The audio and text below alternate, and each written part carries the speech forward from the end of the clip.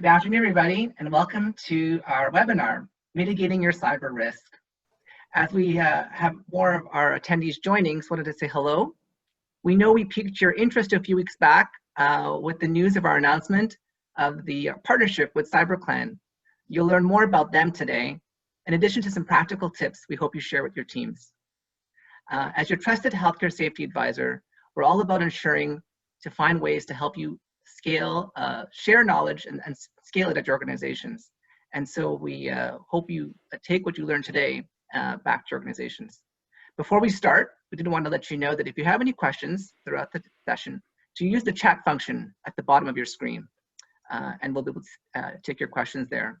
Questions we cannot get to, we will definitely try to respond offline, either through an article or in our post survey. Without further ado, I'd like to welcome both Jennifer and Garrett from HIROC, and they'll introduce themselves and let you know how the session will go on. Thank you. Thank you, Philip. My name is Jennifer Calieta, and I am HIROC's Vice President of Performance Excellence and Information Services. Thank you for coming today, and I wanted to wish all of you a warm welcome. Over the past few years, HIROC really has made it a priority to improve our security posture by implementing various controls and policies, compliance programs, and industry-recognized frameworks to ensure that the information we hold is protected, secure, and safe. And given that many of us now are working virtually and delivering care virtually, it really is ever so important that we are proactive in ensuring that we are at the forefront of new technology and processes to prevent cyber criminals from accessing our data. And as Philip mentioned, we are your healthcare safety advisor. We are in continuous contact with you, our subscribers, and our healthcare community to provide guidance and support on all things risk, safety, insurance, and claims. But most importantly, as you begin to map out your decisions and plans on how to best deal with all things cybersecurity, it is important that you know we are here for you, especially when it comes to making good decisions around cybersecurity strategy. At HIROC, we have identified CyberClan as our partner to support how we can protect our environment from the cyber threats and ensure that our network and our subscribers' information is kept safe while instilling global best practices. So without further ado, I'll turn it over to Gareth, and he can introduce himself as well as our guests here today. Well, thanks, Jen. My name is Garrett Lewis. I'm the Vice President of Claims at HIROC. And through handling a number of cyber claims, we've come to work closely with our partners at CyberClan, and it's my pleasure today to join this panel with them, along with Richard D'Souza and Kadir Levent, to advise you and to provide some examples around best practices with respect to cyber liability. Richard D'Souza is the CEO of CyberClan. He's president and owner of CyberClan since its inception in 2006, and he brings over 20 years of comprehensive cybersecurity experience in areas including incident response services, computer forensics, secure architecture, security assessments, audits, cyber extortion, and dark web investigation. Richard has conducted hundreds of vulnerability assessments and penetration tests, as well as business transformation computing efforts and architecture decisions in various IT environments, including the gaming industry, government, foreign embassy, insurance, critical infrastructure, telecommunications, and engineering.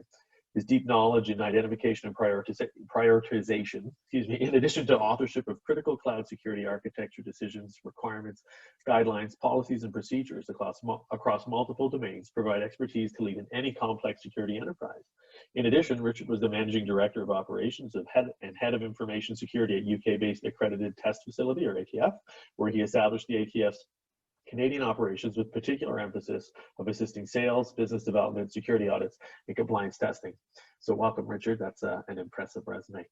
Kadir Levent is the COO of CyberClan. Kadir started his career in cybersecurity as a digital forensics investigator within the Metropolitan Police Service, where he has successfully aided multiple high-profile criminal investigations. Since then, he has worked for a major UK retailer as a cybersecurity manager, where he managed and coordinated incident response efforts at a global scale.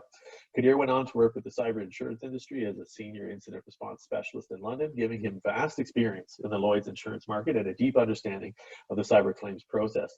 Kadir now leads CyberClan's UK entity from London while supporting the global operations and processes. So welcome, Kadir. And just a quick update on how the fireside chat will work. We can certainly post, Jen and I are going to pose questions to Kadir and Richard. And for those of you watching at home, you can ask any questions in the chat box and we'll do our level best to answer them as we go along. Over to you, Jen. All right, let's get this started. Richard, I know CyberClan has grown tremendously over the years. Can you share how CyberClan came to be and how your team is delivering on the organizational promise to support our customers? Excellent. Well, first, I just want to say I'm extremely excited and happy to be here. So just looking back at 2006, when I registered CyberClan here in Vancouver, British Columbia, and we were delivering cybersecurity globally to UK, EU, US, Latin American markets. You know, it was amazing. I mean, we were doing everything remotely. All we needed was basically access to your network, and we could go in and really harden systems. We could do amazing things, right? And so it was good. But what I noticed is on the Canadian market, within the Canadian markets, there was a gap. You know, Canadian clients were asking for quality. They wanted value. They wanted assurance. And there were a lot of players in the marketplace, right? So, and there were challenges where you had larger organizations and they have their security budgets, they can get approvals, they had resources, IT, you name it, they had it, right? However, they also had their challenges because they had bigger targets on their back. And then you have the Canadian SMBs, you know, with their smaller budgets, and they were at a disadvantage, and they had a lot of information, IP, PII, PHI data. And because I was in the space, I could see emerging threats coming way ahead, and I had to do something about it. I had to do my part as a Canadian. I was like, I have to do something about it. So I wanted to bring a very unique and a tailored approach to the Canadian marketplace. So I had one goal in mind at that time, was like, I need to do something. I need to protect Canadian businesses and Canadian infrastructure. How can I do this? You know, I have to ensure that I keep in mind that SMBs have a small budget. I need to design an affordable security program. So there's a lot of challenges back then for myself. Anyways, you know, I wanted to bring the best cybersecurity resources to the Canadian marketplace, from tools, resources, capabilities, and also build a plan to sustain these resources going forward, because you have the big players wanting to come after these highly qualified resources. It takes us 5 years to groom these resources and train them and get their CISSP and CISM and incident response, and a lot of effort Kadir and I kind of put in to build our capabilities. But what I can say is today we are supporting all size businesses, from Canadian not-for-profit SMBs, enterprise, Fortune 500, globally with our 24/7 incident response and managed detection services. So the approach we've taken is a very defensive security posture for our clients, right? It is what we have to do today. And what is unique about us is we've also developed in-house capabilities to conduct both offensive and defensive cybersecurity capabilities. And given these capabilities, we can really defend our networks and our clients' interest. And as we evolve, and you know, we've also tapped into training, security research, threat intelligence, and additional technologies. And I think the core of CyberClan is basically we're very passionate about cybersecurity, and we truly enjoy working and helping our clients. So.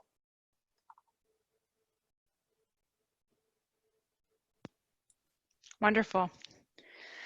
Maybe one follow-up question would be, you know, what is one thing that you have observed that has not changed with respect to the cyber threat landscape since your journey? Yeah, that's a very complex question, but I can kind of focus on our clients first, right? So here's a problem, right? So our clients, whether, you know, we've worked with them for a year or 8 years, you know, they continue to use the same old techniques to protect their business. You know, they haven't evolved. That's a problem. They continue to have legacy infrastructure, you know, which puts them at direct risk. So these are common problems, right? And they need to evolve with the threat. Clients also are unable to patch very quickly. This is a simple problem. You need to kind of patch your systems, because if you don't, then the threat actor is going to find that one vulnerability and he's going to exploit your network. And you also have security vendors in this space that will kind of focus more on sales versus actually wanting to help our clients, right? So there's a variety of problems. And finally, you have the threat actors where, you know, the safeguards that you may have in place today may not be able to defend from emerging threats. What I mean by that is you have fileless malware, very advanced malware that can run circles around your antivirus systems and your firewall, so that it will not help you. And then you have the threat of artificial intelligence-based malware. These are very complex, targeted, emerging threat that's in this space that I'm seeing right now. And then you have the the client's mindset and SMB's mindset. You know, we're a small company, hence, we're not a target. No one's going to come after us. You know, the hackers will leave us alone. You know what? Everyone's a target, to be honest. Hackers don't discriminate, right? And my advice is just don't be the lowest hanging fruit. And now here's the shocker. So a lot of entities, Canadian entities, they expect Canadian law enforcement, and I'm being very respectful here, to kind of react very quickly and take down these threat actors. The problem is that these threat actors are highly sophisticated. They cover their tracks. They're highly motivated. Some of them have, anywhere from $1 million to 4.5 million USD in their Bitcoin wallets, right? They have a lot of money. And the investigation, Kadir can kind of attest to this, that when you start the investigation, it generally leads to a foreign entity or foreign group offshore. Right. So it's very difficult. And in all the cases that I've seen since 2006, I have not seen a successful takedown charges or jail time of a foreign threat actor by law enforcement, at least on the Canadian side. I do know when it comes to Interpol and certain aspects, there are some actions taken, but on the Canadian side, I have not seen actions taken. But what is constant here is the threat actors. They're constantly evolving their tradecraft. What that means is, they're using cloud services to attack us. They're using fileless malware. They're using advanced techniques. They have the resources. So what we need is a new approach, a new thinking, and we need to keep hackers at bay. So hence, we've brought the fight to them, I would say. Completely agree. Great. That's terrifying. I do have one example. I have one good news story. We had a very unsophisticated social engineering attack just outside of Toronto, where we actually were able to arrest and charge 2 threat actors. Though I think threat actors is a generous description of these individuals. But just thought I'd mention that. So go ahead. Yeah, I was going to say, I think from a law enforcement perspective, so jumping in based, on some of the comments that Richard made there, I think, you're dealing with serious organized crime, right? This isn't just, your typical one-man band. This is a well-funded, sometimes state-sponsored kind of community. And I think, going back to my law enforcement days, we did find people and we did, press charges against those individuals. But unfortunately, it's no different to, say like the drug trade, where the chances are the guys that you're catching are merely the mules. So they're the guys that are running the drugs, or the guy, it's the low hanging, same for law enforcement, it's the low hanging guys. But when you actually start working up that chain, you realize that this is generally a much bigger and much more sophisticated operation than just what we touch. And unfortunately, that is just the reality of the situation. Just like, you and I, and most people out there will wake up and go to work for the day and earn an honest living. The way these guys work is exactly the same way. They run a business, they run an operation. Generally, they're very, very well funded. Wow, terrifying, as I say. So through HIROC's own cybercrime experience, we've come to appreciate just how important it is to act quickly once a potential cyber breach or loss has been identified. Kadir, would you say that time is of the essence when it comes to cyber losses? And can you provide us with some examples of a claim where timeliness really made a difference in the outcome?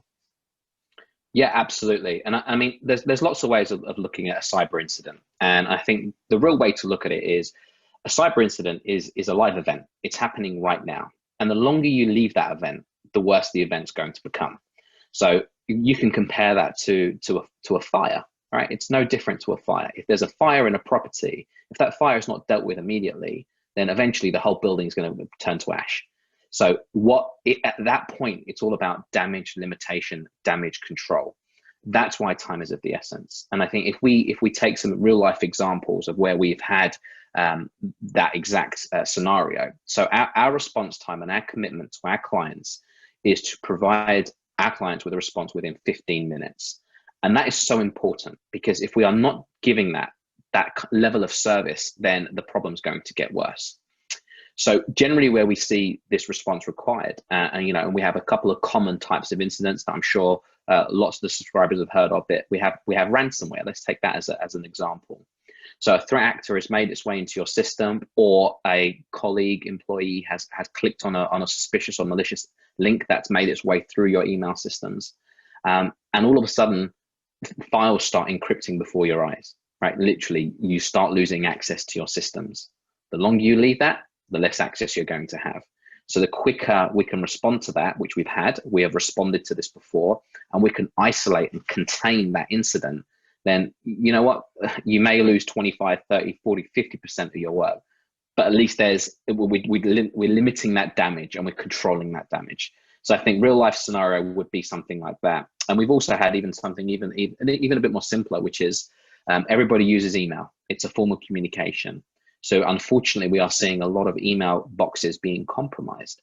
And we see certain rules and things that are put into place where emails are being taken out of that system actively. So for every minute that passes and you're receiving an email, someone else is getting a copy of it. So again, time is of the essence. If we can get in there as quickly as we can control that damage, isolate any sort of outgoing communications that shouldn't be going out, and terminate them. So yeah, I think time is definitely of the essence. Thank you, Peter. I mean, I found that 15-minute response time eye-opening, and that I think that is not how most of us approach this, or think that, I think we all say, yeah, time is of the essence, but thank you for that, because I think that 15-minute window, which again, is so impressive, I think really lets you know how serious this is and how quickly you really need to be acting. And I hope subscribers are taking note. Sorry, Jen, you were going to say. Yeah, just on that as well, Garrett, quickly. So we use an analogy all the time, right? And we just go back to the intruder in your home scenario. If there's an intruder in your home and you call, you know, the police or 911 or 999 if you're in the UK, whatever it might be, you do not want the operator to turn around and say to you, hey, we'll be there in a couple of hours, you know, 2, 3, 4 hours, whatever that might look like. You need someone right now. You need that support right now. And that's the way we see a cyber incident and a cyber threat. Dear, based on your experience with that incident management, do you feel that organizations are prepared to deal with cyber breaches? And, you know, maybe what's one thing our subscribers could do to ensure that they're prepared? That's a really, really good question. And I think in terms of maturity, we are definitely seeing organizations moving in the right direction. I think the challenges, especially when we look at the kind of small, medium enterprise, you know, level of business, Richard made a very, very good point, which is, why would anyone ever hit us? You know, we are such a small organization, you know, we have nothing to give. But unfortunately, these hackers, we'll call them, or threat actors, they do not discriminate. You know, they're either going to target a business or an organization, or they're going to send a blanket style malware to try and infiltrate any system that they can. And usually their motive is, it's all about financial gain, financial reward. That's what they're trying to achieve. How and where that comes from makes no difference to them. So to answer the question, I think, yes, there are levels of maturity. I think there is still a long way to go in terms of businesses really starting to understand that this is a real threat. Unfortunately, it has got to the stage where it's not just, you know, if, it is more like when, you know, it will probably happen at some point. So taking all those necessary steps and having a good plan in place so that if it did happen, you know how to respond is definitely the way forward. Agree. And having access to support, and like you said, having clear communication in terms of what the process for escalation is critical. Richard and Kadir, again, you know, there are so many methods and different processes. You know, technology is advancing ever so quickly, to name a few. How can we build upon the culture of cybersecurity? In particular, what have you seen as best practices that our subscribers can adopt? And can you share 2 or 3 things that our subscribers can focus on today to help them start mitigating their cyber risk if they haven't done so already? Yeah, I can kick things off, and then I'll hand over to Richard. So I think, again, there's loads of ways to look at this, but I think technology is definitely developing and it's definitely helping reduce the level of threat. But I think really what cyber risk really comes down to is 2 things. So the first thing, if you're going to invest in technology, that's fantastic, but you need a driver behind that technology. So it's brilliant putting the latest firewall or getting the latest antivirus software or whatever that might look like. But if nobody's looking at that actively and looking at what threats are coming in, then you're not going to be able to stop them. So we see that a lot. We see a lot of companies that make these investments, which is brilliant, but then they don't put the right people or the tools behind them to make sure they're being monitored in the right way. And I think the second one for me, and definitely more prevalent in this space, it's all about education, right? You know, when your kids are young, you teach them how to cross the street, right?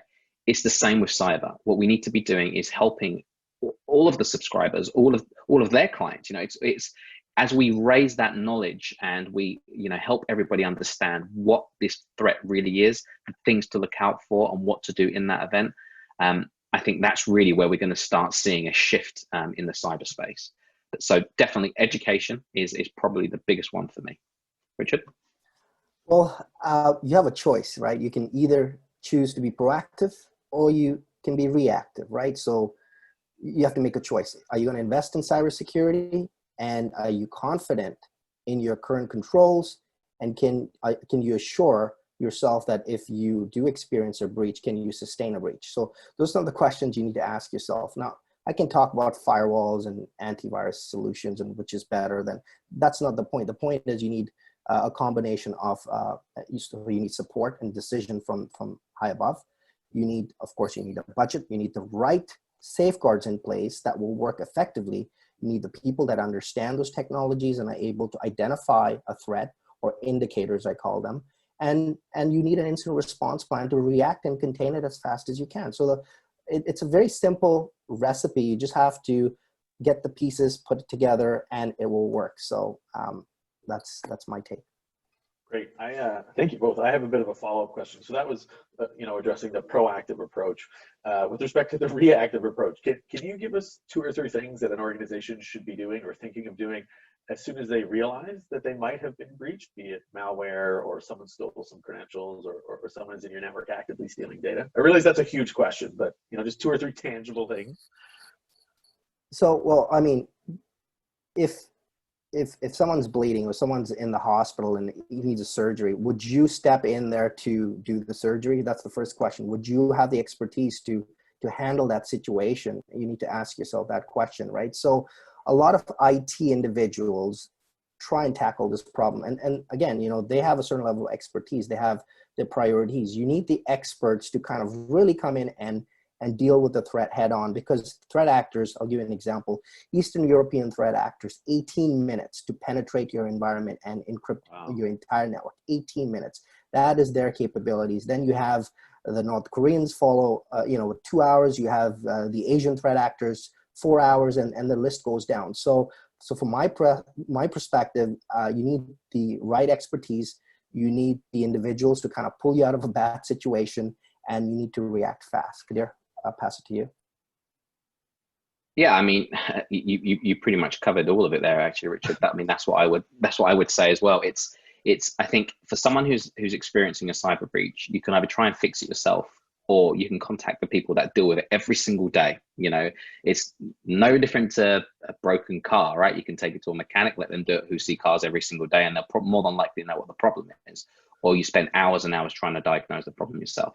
So 100%, I'm behind Richard with that one. That's great, thank you. And I mean, because HIROC subscribers, just if you are unaware, you have cyber coverage as part of your composite policy of insurance. And HIROC has a wonderful relationship with Richard Kadir and the rest of the CyberClan team, so that I'm not suggesting we be the first call, but I'd like to be in the top 3 calls, because again, we can mobilize resources to assist you, because this is what we do.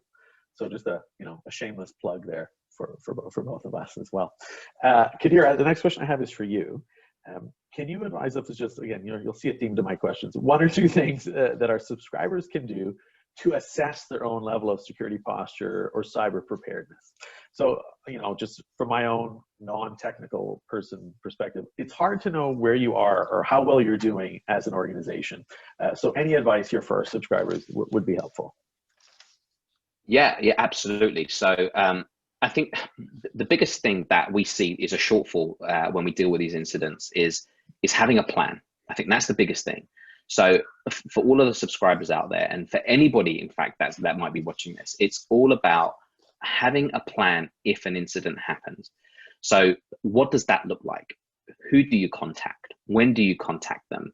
What's the communication plans look like? You know, what if you find out because the media finds out first? You know, there are so many different scenarios that your plan should be addressing.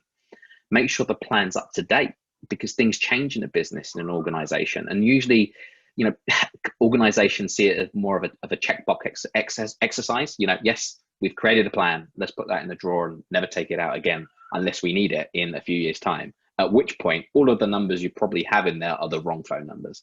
So it's about having that plan. But more importantly, once the plan's created, testing the plan, actually putting it to use, and looking at all of the different scenarios within that. So again, it could be, right, so if everything's down, how do we respond? What if I can't actually contact someone via email? Emails are no longer accessible. What if for some reason we can no longer use our phone system? What does that look like? And then we start looking at, okay, what about the data recovery options? So now let's say we are a hospital and all of our systems are down and none of our equipment's working because of this cyber incident.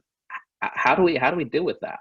So I think having the incident response plan, testing the incident response plan, and keeping it up to date is so important, and will really help get the experts in when you need that support and that advice. So that would be the kind of the first part.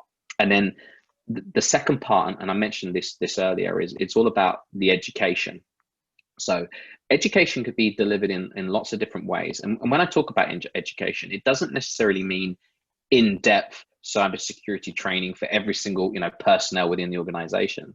It's about raising that level of awareness. So we created a slogan in one of my previous kind of engagements that I did, and it was simple as think before you click. You know, it's so simple.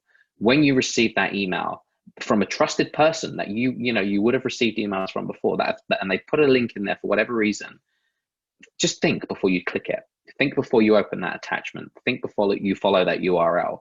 And just raising the general awareness will not only help people within their professional lives at work, but will actually help them in their personal lives as well. You know, when you receive that email to your personal email address, or when you receive that phone call, which doesn't quite sound right, but you go with it. So education is really, really important, and I think should be definitely on the forefront of most organizations. Kadir, I think, the healthcare community loves the idea of simulations. It's something that they do on a regular basis when it comes to, mock codes and emergency preparedness and so on. And so, how often and can organizations such as our subscribers, can they include in simulation around cyber prep? And if so, how often should they do that? 100%. That this is something that should definitely be done. No different to a fire drill at work, right? When the fire alarm goes off, everybody goes outside and everybody knows where to go and you follow the right person. It's exactly the same with an incident response plan and education. So you can do drills on both. So I'd say an incident response plan should be tested quarterly. Okay. And it's just a matter of sitting around a table at an executive level, all the way down to the IT guy, or even all the way down to the janitor. Everybody needs to be involved to a certain extent. Whoever plays a part in that response needs to be involved during that exercise. And it's about sitting down, and we do it a lot. So they're called tabletop exercises. And it's about running scenarios. Okay, so you get to work today, and this is what's on your screen, or you cannot access this. What do you do? Follow the plan, see what it comes down to. And then we throw curveballs, because a state-sponsored threat attack may not be straightforward. What if all of a sudden something's different? You think you've been hit by ransomware, so this is how you deal with it. But all of a sudden the media contacts you because they've just found a load of data that's been leaked on the internet. Well, that changes dynamics a little bit. So it's running through that. So I think definitely a quarterly simulation of that is something that should be considered. It can be done either in-house, or you can have an external party come in and run that simulation for you. So there's a couple of ways you can do that.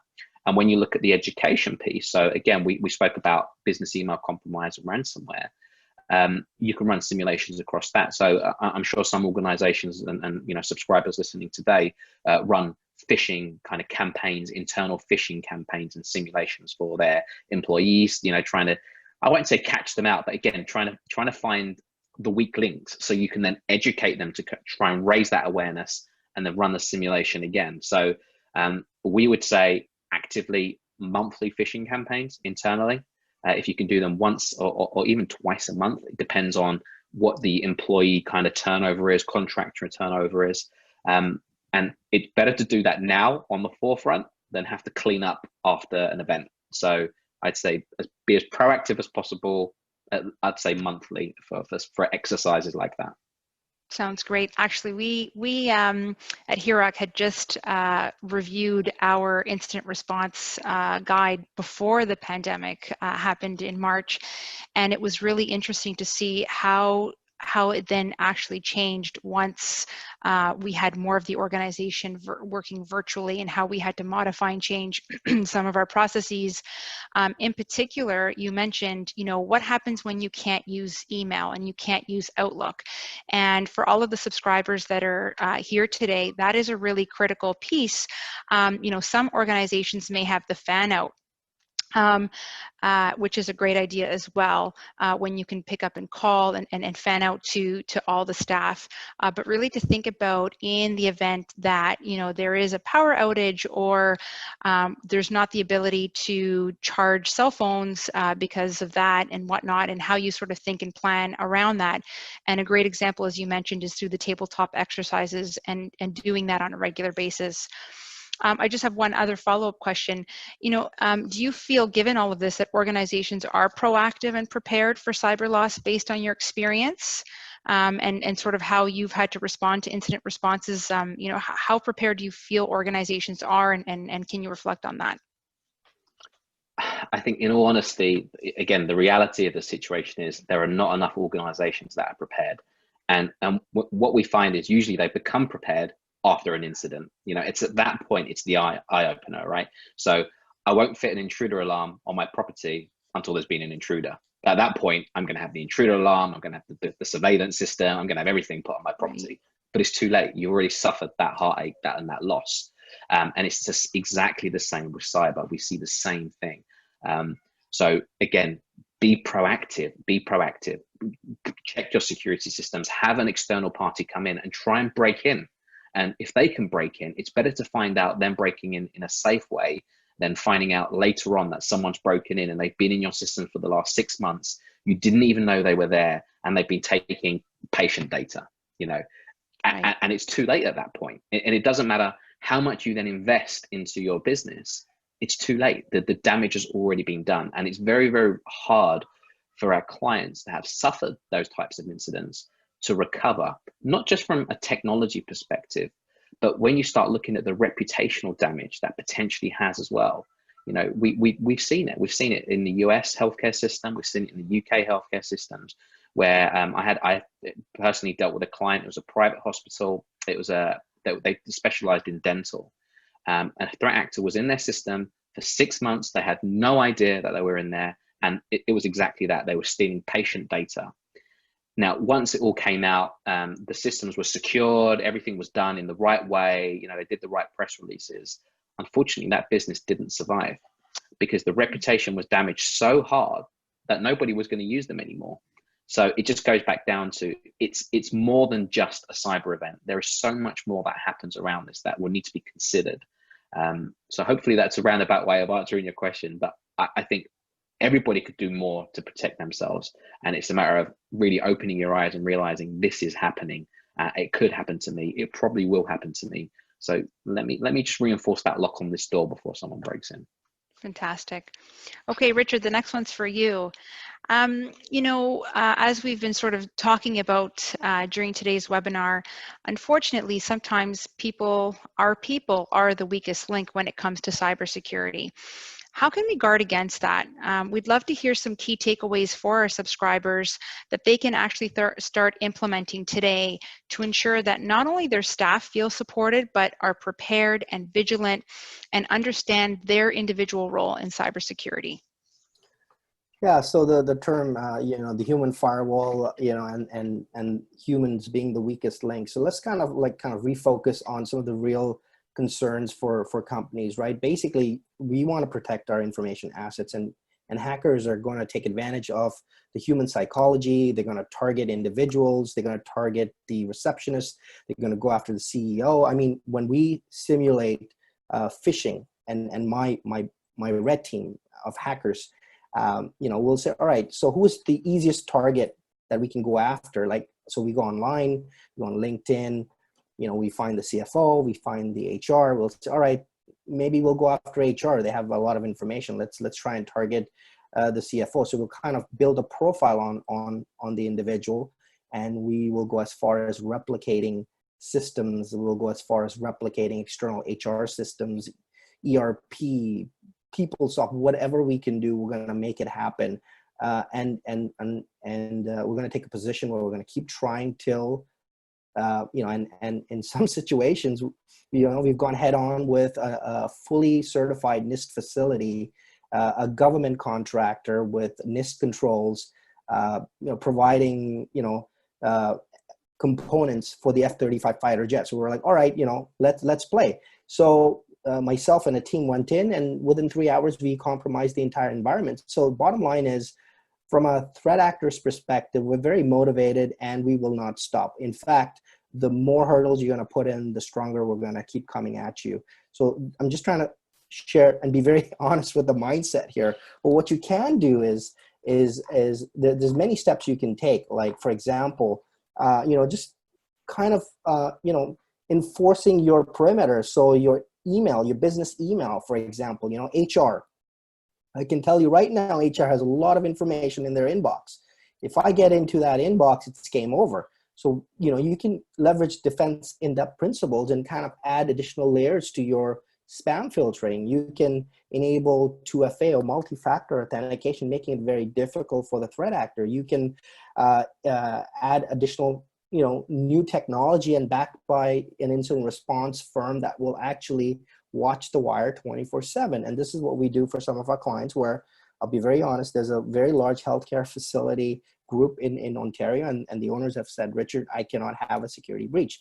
And I go, that's fine. I will take on the responsibility as long as you work with me, as long as we are proactive. We're going to break into your systems. We're going to harden your systems, and we're going to continue to monitor these 24/7. So that is from a technology perspective. Now, training the end user is very important.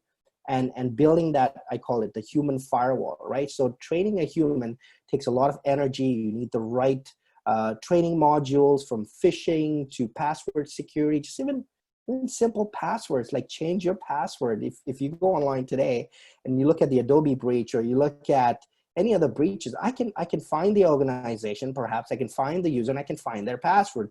Now I know their 8-character password. I can try and brute force those, or I can use the same password because they haven't changed their password. So there's a lot of simple things, again, we can do, but bottom line is, I mean, we need to condition our employees to understand the risk, how to protect themselves, and then we need to continue to keep that going, because a lot of the training modules out there are very repetitive. So I had a organization, very smart guys, IT guys, and they knew that the spear phishing was the same old technique, and they just put filters in to block that technique. And then so we switched gears and we took a different approach, and guess what?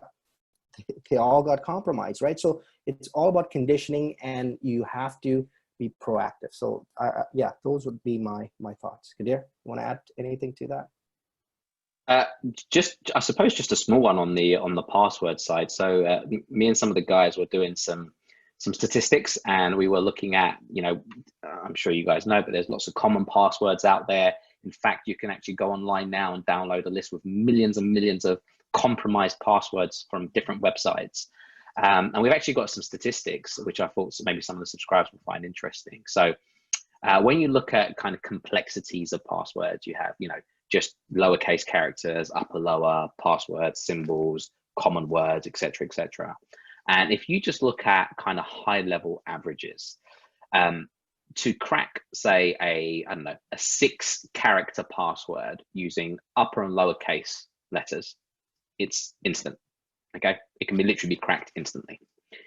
Then we start looking at slightly more complex, right? So now let's add a number in there. So 6 characters, but with a number. That does increase the time ever so slightly to 1 second. It literally takes 1 second of computing power to crack a 6-digit password using one number. And then we look at throwing a symbol in there. So again, this just shows how far computing's come. So 6 characters, a number, and a symbol, right? Again, it does increase it. We're now at 5 seconds based on 6 characters. So again, this is the reality of how far things have come. So really, the difference in when we start looking at decent password hygiene, and these are some of the educational pieces that we throw out there, to get a decent password that's actually going to take a semi-decent amount of time to compromise. You require nowadays a 10-character password using the uppercase, lowercase, etc., and a symbol, and that will take around 5 years to break. And each character then substantially increases that. So if you go for an 11-character password instead of a 10, it goes from 5 years to 400 years. So, and that's based on today's computing power capabilities. And obviously computing's advancing every single day. You know, quantum computing is the next major step and hurdle that lots of scientists are working on. And I'm sure that will shift dynamics, but I just wanted to throw it out there. So, you know, again, it just shows the reality of what's going on, you know, and I think it's just raising that awareness so that everyone thinks, okay, so maybe there's something else that I need to consider. Maybe it needs to be a 12-character password, and, you know, use of passphrases. So yeah, I just thought I'd throw that out there. That's great. Thank you. I guess a short follow-up question, though I think I know one of the answers. We were looking for 2 or 3 important cyber risk topics that you think need to be addressed in the current landscape. So this really goes back to training the human firewall. What do you think of the 2 to 3 most important topics? And I'm starting to think passwords might be one of them. Yeah, I think there's a couple of little things. So I think this is just based on experience of what we're seeing, right? So passwords is definitely one, right? Because lots of people still do use the same passwords across multiple systems. And there are resources out there that you can use online where you can type your email address in and you will see that your password has been compromised, not because you've given it to someone, but because it's been used on a website that's been compromised. And if you're using that same key for multiple doors, well, guess what? They can now access all of those doors. So I think having good password awareness and password security, using different passwords for different websites, etc., is definitely one way forward there. I think that the second thing for organizations is data retention. That's a really big thing as well. So, you know, archiving data in the right way, not keeping it in a live, accessible environment. So I'll give you a perfect example. Again, if we talk about business email compromise, you know, if you're one of those types that never deletes an email, which I'm one of those, I never delete an email, you know, and you've been with your organization for 10 years, well, that's a hell of a lot of emails in that mailbox, right? And there's a lot of information in there that's at risk.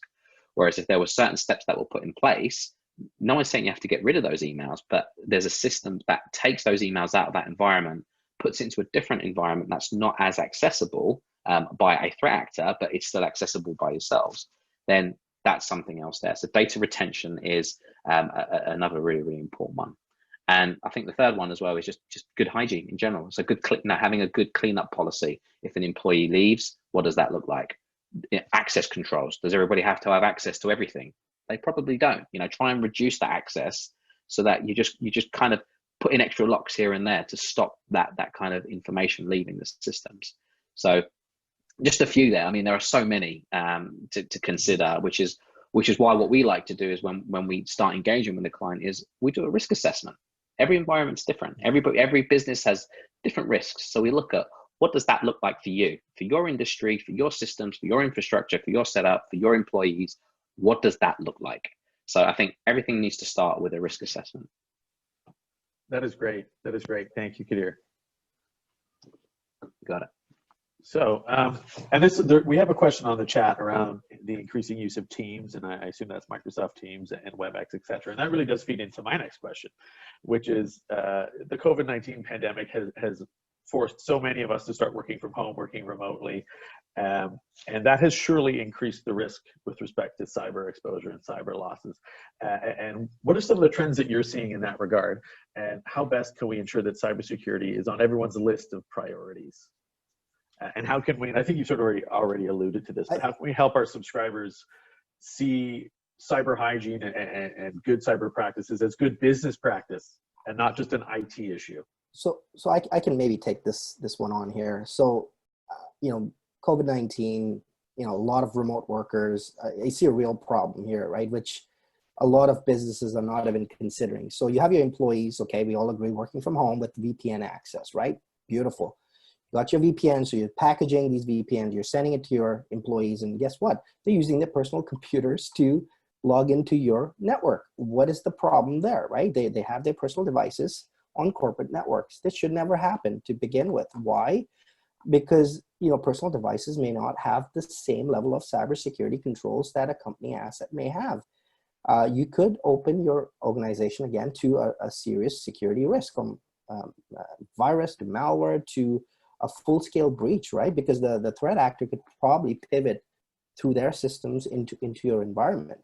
And there are also concerns on, you know, protecting your data. So having control over your data, which is, again, data is moved from your secure assets or VPN onto a personal machine. This could be PII data, PHI data, Excel spreadsheets, whatever, right? And what if that employee loses the laptop, or it gets stolen, or someone else is accompanying that employee, and that data now is being moved from, you know, from your environment onto their personal machine, and then onto a USB, or being emailed to another email address perhaps, or so you need better control on your data, and you need to really understand what you're doing in that aspect. Again, the responsibility, I want to make this very clear, right? Data owners are responsible for personal information. As data owners, it is all going to fall down on you. Now, you cannot blame the data custodians. You cannot blame the IT guys. You cannot blame the network admins. You're going to be responsible because you provide them with the guidance, you provide them with the approval, with the controls, and they do their part. So bottom line, leadership and all members of the executive management team, again, must be committed, you know, and actions must actually be taken in place to address these threats organization-wide. So that was my take on remote workers. Kadir? Yeah, exactly that. And I mean, we definitely saw a huge influx in incidents during the whole pandemic. And I know it's still ongoing. And I think the biggest problem was most organizations are set up to work in an office environment, right? So everything's contained. We have our office, all our computers are linked up, everything's good. And to kind of directly answer the team's question, I'll kind of get onto that in a moment, but it's what organizations had to do so that they could continue to run their business was open up their environments. So all of a sudden, this secure environment, everybody scrambled to make systems accessible. So organizations implemented chat systems such as Teams, and you know, they may have migrated certain services into the cloud so that they are now accessible by everyone. The problem is security didn't seem to be on the forefront of those moves because everybody was so concerned about protecting the business, like the core business function and continuing to be able to operate, that security came second. So I think definitely we saw a huge risk, and unfortunately we've seen a lot of incidents because of it, where it's just very simple things like remote desktop access was enabled into the system, but it's on the default ports with weak security. So unfortunately the attackers know this, and that's what they're looking for. And when we look at cloud services such as Microsoft Azure, Office 365, Teams, which is part of that package, they're all fantastic products. They really, really are really good products. And in themselves, they are not insecure products. But the problem is, if you just switch it on and you leave it on the default configurations and nothing's been looked at or tested or secured, then yes, unfortunately, it is another vulnerability. So I'll say cloud services in themselves, and the software as a service solutions, absolutely brilliant. If they're not configured properly or they're not set up in the right way and they are not constantly monitored, then they are a risk. Thanks, Kadir. We do have a few questions that have been posted, so I'll go through a couple of those if we can, just in the interest of time. But just wanted to reflect on, we say ensuring that everybody plays a role in cybersecurity, from frontline staff to clinicians to contractors, project managers, and so on, including leadership teams. One aha moment we also had with HIROC was also our board members. And so how do all the organizations who are governed by boards, Board of Governors, Board of Trustees, how do you also ensure that as you continue to share information with them to help them properly govern and oversee the organization, how are you also providing them the tools and training and techniques to keep that data protected? So one question we have from one of the subscribers is on the topic of education. Are there 2 or 3 particular topics that our subscribers should become more aware of? Yes, spear phishing, hands down, given the threat, the emerging threat from advanced spear phishing targeting finance for a fraudulent wire transfer, for example.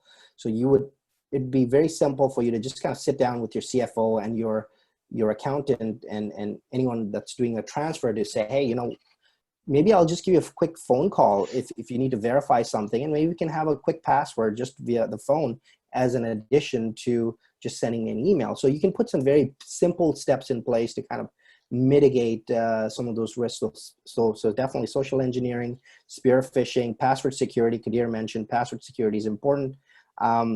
Ensuring that you're also not just clicking on random links. So you need to kind of identify if this email actually makes sense. Is it coming from the CFO? Is this normal behavior? Is this something different? So you need to kind of go through those training sessions to really understand what you're doing. So.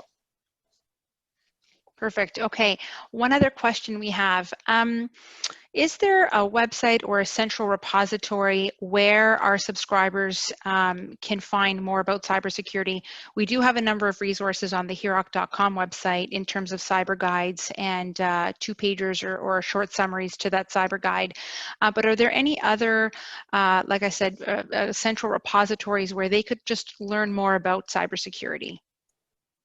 Yeah, I mean, there's tons of repositories. I can kind of guide you towards, if you want to look at the SANS top 20 controls or the NIST for small business cybersecurity framework. The Canadian government also has a cybersecurity portal, so I can kind of maybe provide that to you.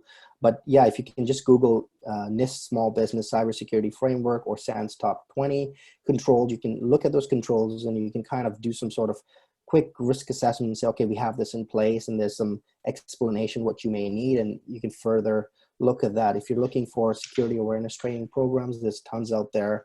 There's some free training as well. So I'm happy to kind of share that knowledge and that information with you. Just reach out to us and we can give you the full list of, and then you can leverage that as needed. So. Okay. One final question. Our subscribers, as you're aware, we're in Canada. We have a publicly funded healthcare system. And sometimes the budgeting process could be quite complex. In understanding that context, how can our subscribers look at investments in cybersecurity to both manage and mitigate risk? Yeah, so like I said, you could do some things on your own. For example, you can leverage some of the frameworks available out there. You could do an internal risk assessment. I call it a self-assessment. So it's a checklist of controls to have, from your technical controls to policies, procedures to physical access. So there's some very basic things you could do a lot of that if you understand and cybersecurity. So, and then the lack of controls, yes, I mean, you definitely don't need a very expensive cybersecurity controls. You can leverage, canary tokens, for example. It's a free open source technology where you can generate, PDFs or email or URLs. You can embed it into your infrastructure, and if that triggers, you get an email, and then you can start an investigation. There's a lot of free technologies out there. There's a lot of open source technologies out there that you could leverage. I do know there's some EDR tools by Google and other players out there that you could download and test and play with. So yeah, again, it's a process. Again, it's not about, it's a full process, right? It's people, process, tools, and techniques. So, and it's an evolution, unfortunately. So, nothing today is going to be effective tomorrow, unfortunately. So you have to kind of evolve with the threat in itself. So, yeah. Thank you. Yeah, thank you so much. I think in the interest of time, we should start wrapping it up. But I really just want to thank our panelists, Jennifer, Richard, and Kadir. Thank you so much. This is excellent. There's a lot of questions, a lot of interest, and I think we're all appropriately nervous about cyber liability and cyber exposure. It's definitely, we've definitely seen an explosion on the HIROC side with respect to claims. And in that vein, HIROC is planning on doing a number of these seminars going forward, because I think the threat is ever evolving, the technology is always changing, and we're going to do everything we can to assist our subscribers. But again, I want to thank you all for participating today. Just one final thing. I know there are 3 or 4 questions that we have not answered, and we will do our best to provide the responses to those questions once we send out the post-webinar survey. Okay. Yes, thank you all for joining us today. Some key takeaways definitely from the day are from Richard, Kadir, Jennifer, and Gareth, but I guess more so from Richard and Kadir, are patch your systems, hackers don't discriminate. A good recipe for success is, of course, the culture of safety throughout the organization. So right from the top, right to the bottom. An interesting fact that kind of scared me is it takes 18 minutes to penetrate your system. That's very sobering. Having a plan when an incident happens is very key, Kadir shared. And that plan should be up to date. You should test it, and you should look at various scenarios. And in that, you should do drills. So incident response can be drills every quarterly, for example. And education with your staff can happen monthly. And then one thing I'll take away for sure is think before you click. That's very important. So like Gareth and Jennifer said, this isn't the last we'll be seeing and hearing from our friends at CyberClan. There'll be more activities for us to include them in our conversation. Thank you for joining us today, and we look forward to hearing your feedback in the post survey.